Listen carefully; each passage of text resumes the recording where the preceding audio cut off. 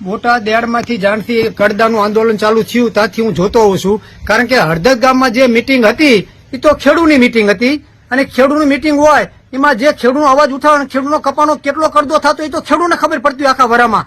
અત્યારે ખેડૂનો કડદા નેતા થાય ગોમી, પણ તમે વિચાર તો કરો, નથી ભાજપ વાળા બોલતા, નથી કોંગ્રેસ વાળા બોલતા. આ પર જે રાજુભાઈ બોલ્યા તો રાજુભાઈ એમાંથી અત્યારે કેસ થયા, રાજુભાઈની ધરપકડ અત્યારે કરવામાં આવે છે. પણ તમે બોલો તો ખરા, ભાજપ તો 10 વર્ષથી સત્તામાં છે. 10,000 જો માણસ ભેગું થતું તો ચારે થતું હોય, કઈક તો માણસને પડ્યું હોય ને. અત્યારે સિઝનમાં 200-250 રૂપિયા દેતા દાડીયું ને જડતું બપોર સુધી, અને તમે ખેડૂત એમ કે બોટાદ જાય રૂપિયા 500 નો ખર્ચો થાય, તો જો ખેડૂત ભેગા થતા હોય તો સરકારે વિચાર્યું કેમ નહીં કે ભાઈ આગલે દી 10 તારીખે 10,000 માણસ ભેગું થયું, બીજી દી 2,000 માણસ ભેગું થયું. તો અત્યારે એમને યાર્ડવાળાને કહેવાનું હતું કે તમારા કડદા બાબતમાં છે શું, અને એની તપાસ કરી અને યાર્ડવાળામાંથી એમના પગલા ભરવાના હતા. આ ખેડૂત માટે જે નિર્દોષ ખેડૂત અત્યારે જે માર્યા છે, જેલમાં પૂર્યા છે, એ તરદંડ સરકારને વ્યાજ બિગાડવી છે. અને જેને તોફાન કર્યું હોય અને જેને તોડ્યું હોય એ તો કઈ ખેડૂતે કોઈ તોડ્યું જ નથી. વાત સાંભળો, ખેડૂતની કોઈને એવી હિંમત નથી કોઈ ખેડૂત તોડી શકે, ખેડૂત પોતાના રોટલાનું માન કરી શકતો હોય. આ તો અત્યારે પડખે 5 જણા મેકલાયા અને પાણા ઘા કરાવ્યા અને મોટું હુલર બનાવ્યું, અને કેટલા ખેડૂત માથે માર્યા ખેડૂતને પોલીસ વાળાએ,